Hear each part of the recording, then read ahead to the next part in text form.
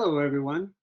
Very excited to introduce you to a new segment of WGI Voices called Independent Auditions. We're going to talk to several directors of independent units around the country to see how they're dealing with the audition process in this COVID environment. Today, we're going to talk to Matt Hurley, the director of AMP out of New Jersey, and see how they're dealing with auditions for their multiple unit organization. Hey, Matt, how are you? Great, Dale. How you doing? I'm good. Thanks for joining us today. So, Matt, fill me in a little bit more. I know in a recent conversation you mentioned you had pretty much scheduled your auditions for September. Tell us a little bit about what you've got set up so far. Well, we decided we wanted to kind of get see as normal of a time frame as we could for our audition process and getting new and old members together. So we decided to do it outside in around the same time in September that we normally do. We're going to be going on September 12th. We found an outside facility. It's basically a football field that we'll be doing our outside auditions at. We happen to be an organization that has 4 different levels of competition. So rather than our normal different audition days for each group, since we're going to be outside on a football field, we'll have plenty of room to socially distance and keep people separated. We're going to do one general experience day for all of our groups. We're going to break them each into small groups of 10 and just spread them around the entire football field to be able to be socially distanced. So you're going to have a pretty good sized staff there to help deal with that many kids potentially. Correct. Well, we do carry separate staffs for all 4 of our programs. Okay. So all of the staff, all staff members have committed that they do feel comfortable with it being outside, and that they feel comfortable being able to come and help us with this opening day experience. We're not really calling it an audition, we're calling it AMP opening day. And it's going to be for all the levels of the color gardens that we offer. Nice.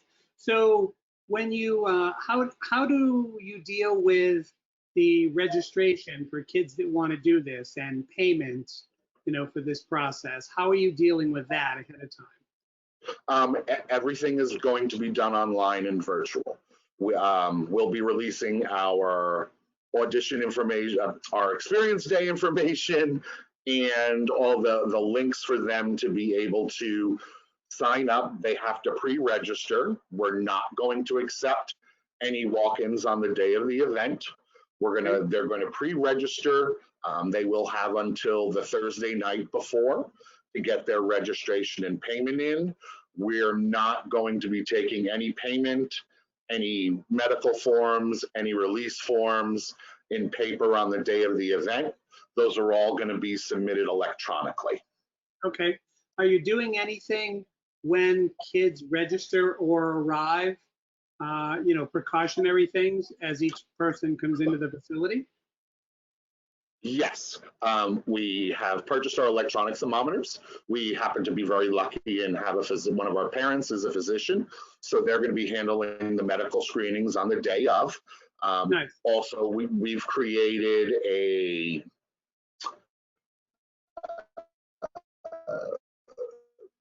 for lack of a better term, a very simple app that all of the participants will get assigned so that when they arrive with their smartphone, they can submit their health questionnaire.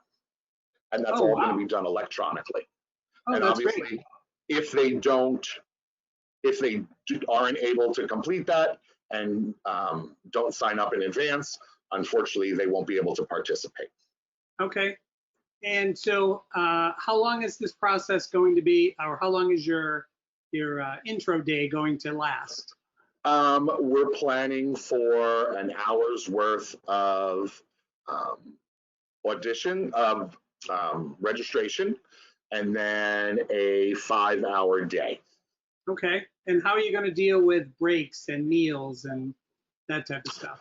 All of the participants will be advised that we will not be unfortunately, due to health safety guidelines, we're not going to be able to provide food or snacks or water.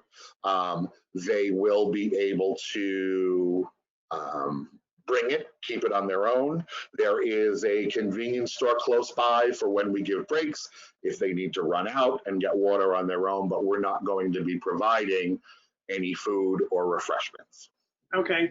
Are you going to have the ability for anybody to audition virtually if they Yes. can't make this or they're afraid to or whatever? Yes, our plan is to do this outside event in early September when the weather's still nice enough to go outside. Here in New Jersey, it gets a little cold, sometimes a little quicker. So what we will do then, depending on where the science goes, depending on where the season goes, depending on what performance opportunities we're going to end up having, we will accept video auditions all the way up through. Our current plan is to restart up again in November. Obviously, we don't know if that may change, that may go later, it may go a little sooner, but they will be able to submit video auditions all the way through up until that date on our website. Okay. So tell me, how much are you charging kids for this initial experience? We have our auditions are usually a 2-day event. Okay. So we have dropped the price to $30. So for the in-person event is $30. And if someone wants to submit a video audition, the price is going to be $10. Okay. And so let me jump back to the app that you were talking about. Did somebody on your staff or a member develop this questionnaire app? It's basically a Google survey form that when they sign up, they'll get this sent to their email. So when they arrive, they can just open the Google form and submit it right then and there. And then is there a way that you set that up so that it then stores all that information for you as an organization? How do you gather that information? When you set up a survey, I am not the most tech savvy one in our organization. I can definitely get information on the specifics of it.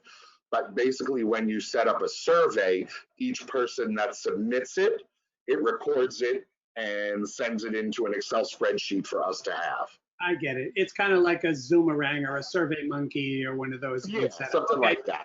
Great. And if somebody's interested in, even just picking your brain a little bit on that, is that something you'd, share with people on how you set that up? 100%. I think that the way all of the independent groups need to share as much information as possible so that we can come through this and come out on the other end surviving. That's true. So now it's going to be very tough with the independents as far as facilities go. It is, and this is one of the things that we're trying to do and share with other people. So if they haven't thought of some of the things that you have, that might be able to help them. Tell me, are you going to, during the experience process that day, videotape the kids individually in group sections or whatever for evaluation later? Yes, our plan is to break each group into 10 participants each. So there will be 10 participants each in each group. They'll have group numbers, and we're going to organize it kind of in 2 different ability sections. And when they sign up, they'll need to let us know which kind of track they want to go to. The 2 tracks are going to be more of a regional A to the bottom of A track, and then we'll have a little bit more experienced A to an open class track, and then the separate world class track. Oh, excellent. So the last thing I wanted to ask you was, how are you going to deal with parents or people that may want to come and watch? You're in kind of an open public environment. Did you have to put any restrictions on that based on where you rented it from, et cetera? No, we did not have to put any restrictions on it because in New Jersey, the outside gathering limit is 500. So we Okay. won't come nearly close to 500 people. We have suggested that the way we work things is anyone who's under 18, all of the communication goes through their parent. So we have suggested that parents don't stay for the day, and if they are dropping off their children, the way the field is set up, we have almost like a school drop-off day, where when the kids get out of the car, they're going to be temperature checked, they'll take care of their health questionnaire, and then they'll be able to go to where the field is set. We have one end zone is the entrance where people come in, the other side of the entrance is where people come out. So we're trying to really keep as much social distance and protocols according to the science as much as we can. Matt, it's some wonderful information. I know it's going to be helpful to a lot of people that are still putting their plan together. Thank you for sharing everything with us today, and I wish you the very best of luck. Thanks a lot, Dale. All right, take care. Bye. All right, bye-bye.